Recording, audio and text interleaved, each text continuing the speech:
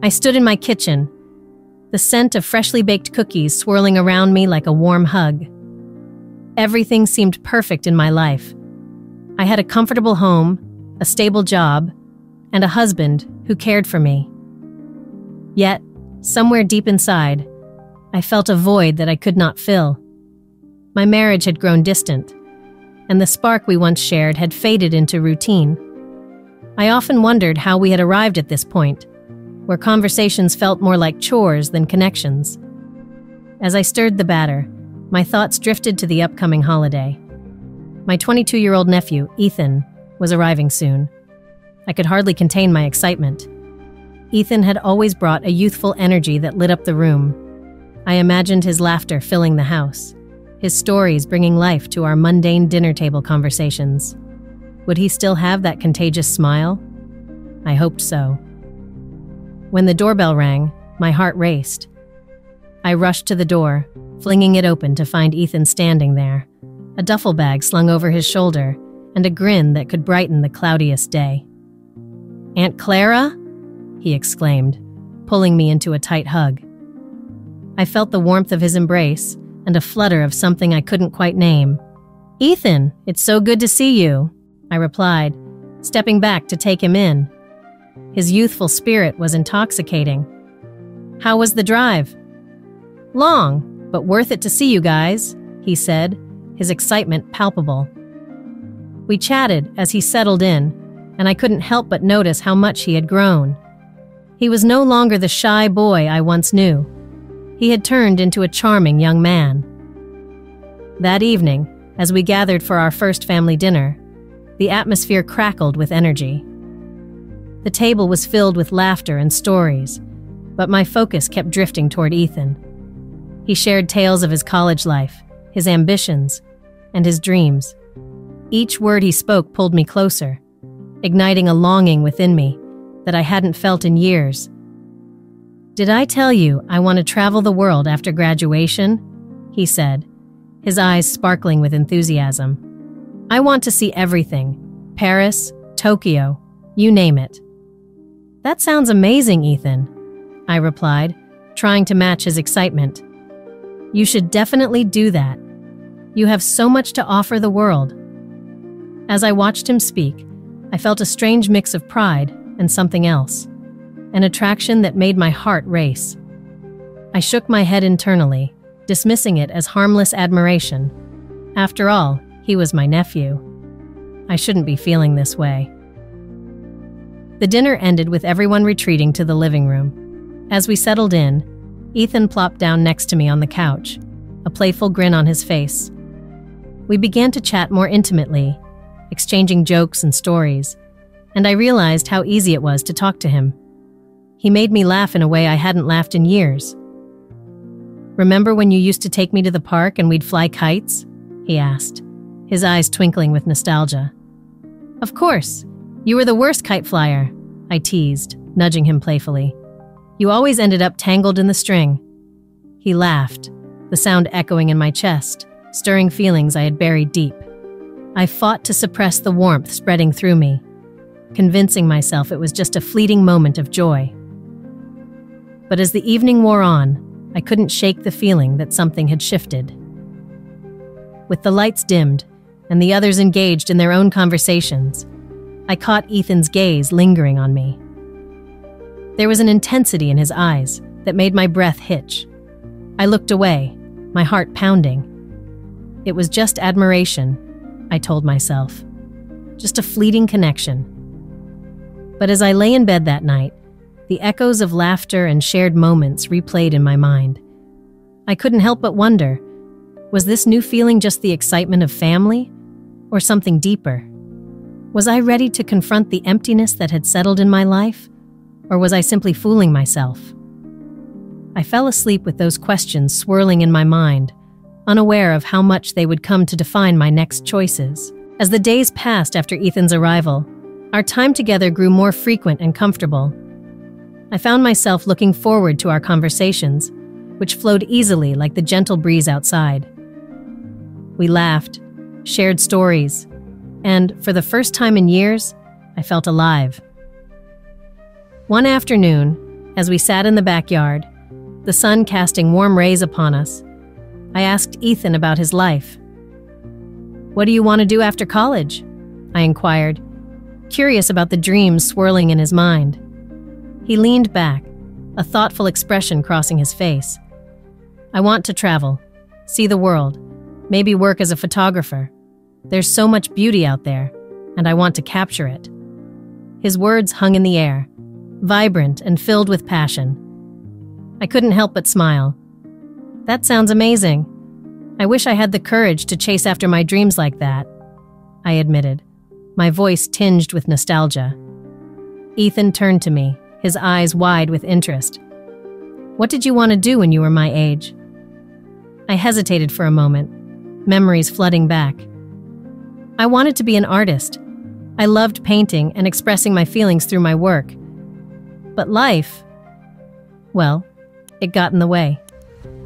"What do you mean?"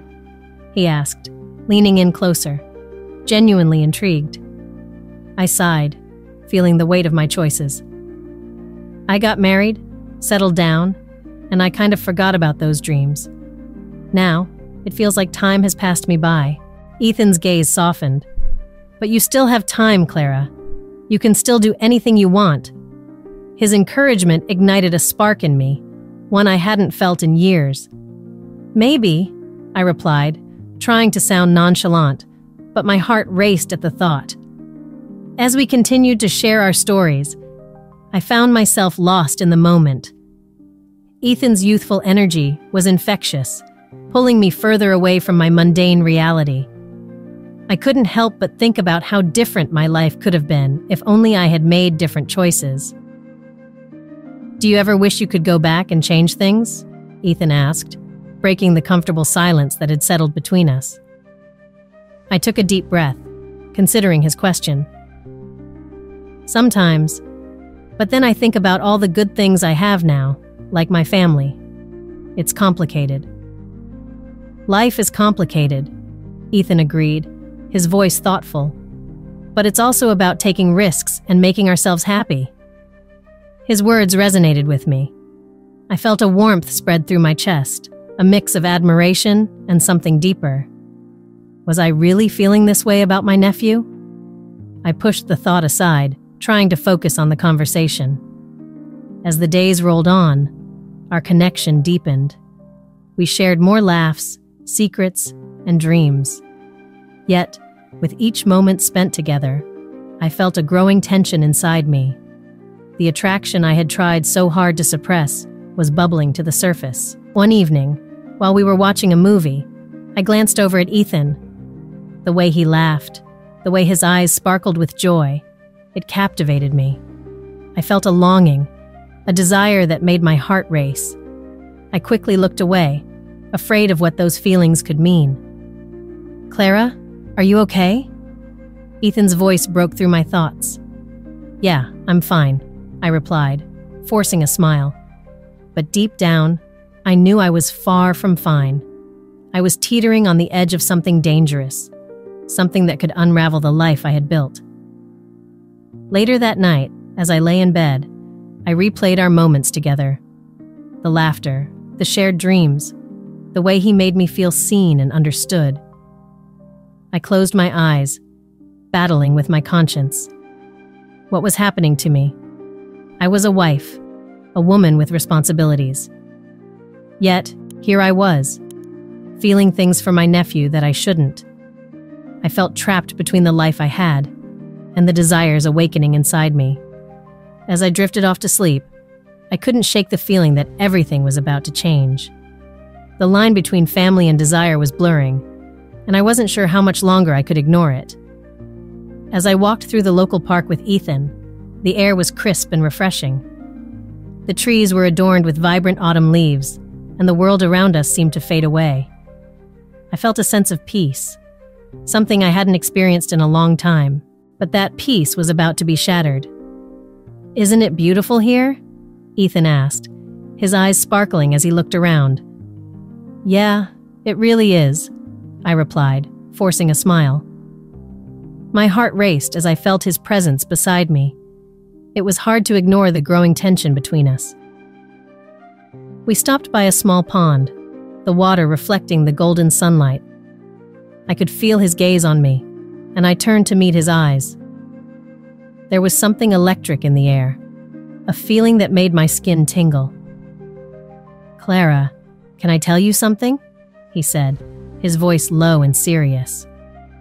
"Of course," I replied, my heart pounding in my chest. "I feel like we have a connection," he confessed, his eyes searching mine. "I've never felt this way with anyone before."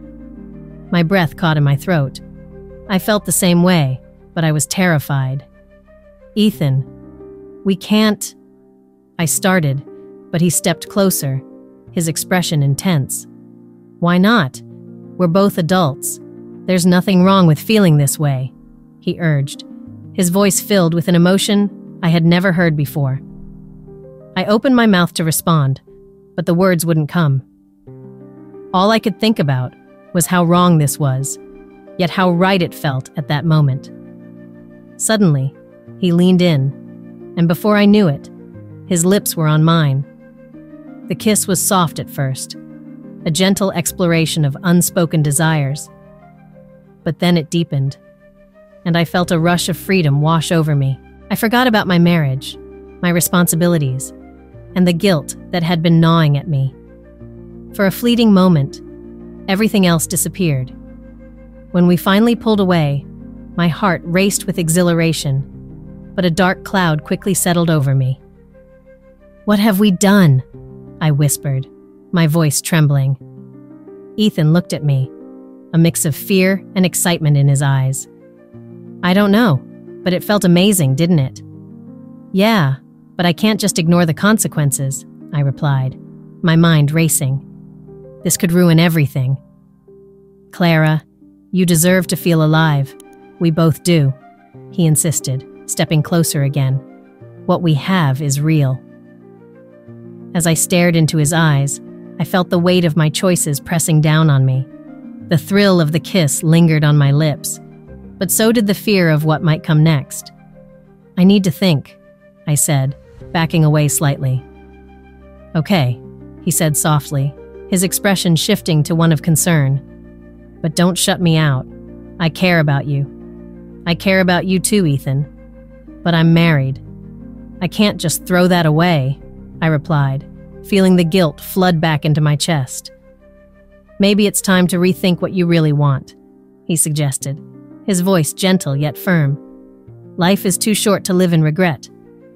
His words resonated within me, igniting a battle in my mind. I wanted to be free, to embrace this new feeling, but the thought of abandoning my marriage felt like a betrayal. As we walked back, the weight of the kiss lingered in the air. I felt exhilaration mixed with dread, and I knew that everything had changed. I couldn't go back to how things were before. My heart raced with the possibilities of what lay ahead, but I also felt the chains of my current life tightening around me. What did I want? The question echoed in my mind as I glanced at Ethan, who walked beside me, hopeful and uncertain. For the first time in years, I felt alive, but I also felt the fear of what this newfound desire could cost me. I had opened a door, and I wasn't sure if I was ready for what lay on the other side. As I faced the reality of my emotions, I realized that my life was at a crossroads, and the choices I made next would define my future. The thrill of my secret meetings with Ethan filled my days with a strange mix of excitement and dread. Each stolen moment felt like a dangerous game, where the stakes kept rising, and I was the one playing with fire. I would sneak away from my home, my heart racing, and meet him in the quiet corners of the park, or at the cafe, where we first shared a laugh. Each encounter heightened my feelings, but the weight of my guilt also grew heavier. One afternoon, as we sat on a secluded bench in the park, I watched Ethan as he spoke about his dreams. His eyes sparkled with passion, and I found myself hanging on to every word. "I want to travel the world, Clara. I want to see places and meet people," he said, his excitement infectious. "That sounds amazing, Ethan. You deserve to experience all of that, I replied, trying to hide the turmoil inside me. I wish you could come with me, he said, his voice dropping to a softer tone. I felt a jolt at his words, a mix of longing and fear swirling within me. How could I even think of leaving my life behind? Yet, I knew I was betraying my husband every time I met Ethan. Each time I returned home, I could sense the shift in my own heart. I put on a smile for Mark, but it felt like a mask slipping off.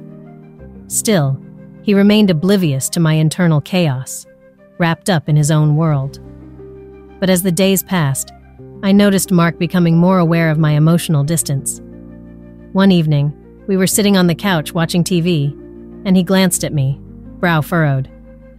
You seem different lately. Is everything okay? I forced a smile. Just tired from work, I guess. He nodded, but I could see the concern in his eyes. The dread hung heavy in the air, and I felt trapped between two lives, one filled with the thrill of a new passion, and the other weighed down by my commitments. The next week, I overheard a conversation between Mark and one of his friends. They were in the kitchen, and I was in the living room, pretending to read a book. I just feel like Clara is hiding something from me, Mark said, his voice low but clear. My heart raced. Did he know? Women can be mysterious like that. Just give her some space, his friend replied. I swallowed hard, panic rising in my chest. The thought that Mark might suspect something sent shivers down my spine. I couldn't bear the idea of him discovering the truth about Ethan. I felt like I was standing on the edge of a cliff, ready to fall. That night, I lay awake in bed, staring at the ceiling, my mind racing. I thought about the life I had built with Mark, the love we once shared. How could I risk it all for a fleeting moment of happiness? The next day, I met Ethan again, my heart heavy with the weight of my choices. Clara, are you okay? You seem off, he said, concern etched on his face. I don't know how much longer I can keep this up, I admitted, my voice barely a whisper. What do you mean? He asked, leaning closer, his eyes searching mine. I feel like I'm lying to everyone, including myself. Mark is starting to notice that something is wrong, and I don't know what to do, I confessed. Ethan took my hands in his, warmth radiating between us. You have to decide what you want, Clara. I don't want to be the reason you hurt someone you care about. I pulled my hands back, feeling a rush of confusion. But what if I want you? What if I want this? He sighed, the weight of my words hanging in the air. Then you need to be honest with yourself and with him. You can't keep living in this lie. His words struck me like a lightning bolt, illuminating the darkness of my situation. The reality of my choices loomed over me, and I knew I had to confront the truth. As I walked away from Ethan that day, I felt the walls closing in around me. The secrets and lies were suffocating, and soon I would have to face the music. The air felt heavy as I sat across from my husband at the dining table. The usual clatter of forks and knives was replaced by a thick silence. I could see the storm brewing in his eyes, a mix of hurt and anger that I had never seen before. It was the moment I had dreaded the most, yet deep down, I knew it was inevitable. Clara, he finally spoke, his voice low but steady. We need to talk. My heart raced. I could feel the weight of my secret pressing down on me like a ton of bricks. About what? I asked, trying to sound nonchalant, but the tremor in my voice gave me away. About you and Ethan. He leaned forward, his hands clasped tightly together. I know something is going on. You've been different lately. Panic surged within me. I wanted to deny it, to brush it off as nothing more than his imagination. But I knew I couldn't lie anymore. What do you mean? I replied, my voice barely above a whisper. Don't play games with me, Clara. I see the way you look at him, The way you laugh at his jokes. It's not just family bonding. It's more than that. His eyes searched mine, looking for answers I wasn't sure I could give. I felt my throat tighten. "It's not what you think," I managed to say, but my voice cracked under the weight of my guilt. I could see the disappointment in his eyes, and it hurt more than I cared to admit. "Then what is it?" he pressed, frustration creeping into his tone. "Because it sure looks like you're having an emotional affair." I swallowed hard. "I never meant for this to happen," I confessed, tears welling up in my eyes. "Ethan makes me feel alive again. I thought it was harmless admiration. I didn't want to hurt you." He shook his head, disbelief etched on his face. "Harmless? Clara, you've crossed a line. You need to choose. Do you want to be with him, or do you want to save our marriage?" His words struck me like a lightning bolt. I felt trapped, caught between the life I had built and the desires I could no longer ignore. "I don't know," I admitted, my voice trembling. "I love you, but I can't ignore what I feel for Ethan." "Then you need to be honest with yourself," he said, his voice softening. "Are you really willing to throw everything away for a fleeting feeling?" In that moment, I realized the depth of my turmoil. I had chased after a glimmer of happiness without thinking of the consequences. "I didn't mean to hurt you," I said, my voice breaking. "I just wanted to feel something more than this." I gestured to the empty space between us, the emotional chasm that had grown over the years. He sighed deeply, the fight leaving his body. "Clara, I deserve the truth. I deserve to know if you want to stay or if you want to leave. You need to talk to Ethan and figure out what he means to you." I felt tears rolling down my cheeks. But what if I realize I can't be without him? The idea of losing both my husband and Ethan felt unbearable. "Then you have your answer," he said, his voice firm but gentle. "But if you choose to stay with me, you need to cut ties with him. You can't have both." I looked away, my heart heavy with the weight of my choices. The thought of losing Ethan felt like a physical blow, and yet, the thought of hurting my husband felt equally painful. "I need to think," I finally said, my voice barely above a whisper. "Take your time," he replied, a note of sadness in his voice. "But remember, whatever decision you make, it will change everything." As I sat there, the reality of my situation washed over me. I had wanted to find happiness, but in doing so, I had put everything I cared about at risk. Now, I was faced with a decision that would define my future, and I was terrified of what lay ahead. As I sat on the edge of my bed, staring at the walls that had once felt like a safe haven, I could hear the silence echoing my shame. My marriage was falling apart, and I was the one who had pulled the thread that unraveled it all. I felt a heavy weight in my chest as I thought about what I had done. Ethan's laughter and bright smile felt like a distant memory now, overshadowed by the reality of my choices. "Clara, we need to talk," my husband said softly, standing in the doorway. His voice was calm, but I could see the hurt in his eyes. It pierced through me like a dagger. "I know," I replied, barely above a whisper. I felt the tears welling up, but I fought them back. I couldn't let him see how much I was hurting, how much I regretted everything. He stepped closer, his hands trembling slightly. "I've noticed you've been different. You're not the same person I married." His words struck deep, and I could feel the guilt rising inside me. "Is it someone else?" I hesitated, the truth weighing heavily on my tongue. "It's complicated," I finally said. "I made mistakes, and I'm so sorry." "Complicated? Clara, this is more than complicated. This is betrayal." His voice cracked, and I could see the pain etched on his face. "Who is he?" "No one you know," I lied, my heart racing. I didn't want to drag Ethan into this mess. He didn't deserve it. "It was just a fleeting moment," I got lost.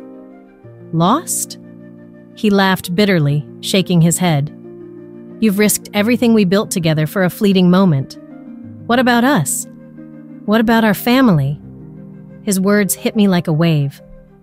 I thought about the life we built, the laughter, the memories, the love. But then I thought about Ethan and how alive I felt with him. I didn't mean for it to happen, I said softly, my voice breaking. I felt seen again. I felt alive. I can't believe you'd say that. You're throwing away years for a feeling? He turned away, running a hand through his hair in frustration. What do you want, Clara? Do you want to be with him? The question hung in the air, and I felt the weight of it pressing down on me. I don't know, I admitted. I thought I did, but now I just feel lost. Lost? He turned back to me, his eyes fierce. You're not lost. You're running away. Running away from your responsibilities, from me, from us. I felt the heat of shame rise to my cheeks. You're right. I messed up. I let my desires cloud my judgment. I didn't think about what this would do to you. My voice trembled as I spoke. Then what are you going to do? He asked, his tone softening slightly. I need to figure things out. I need to understand what I truly want, I replied, tears finally spilling over. But I know I can't keep living this lie.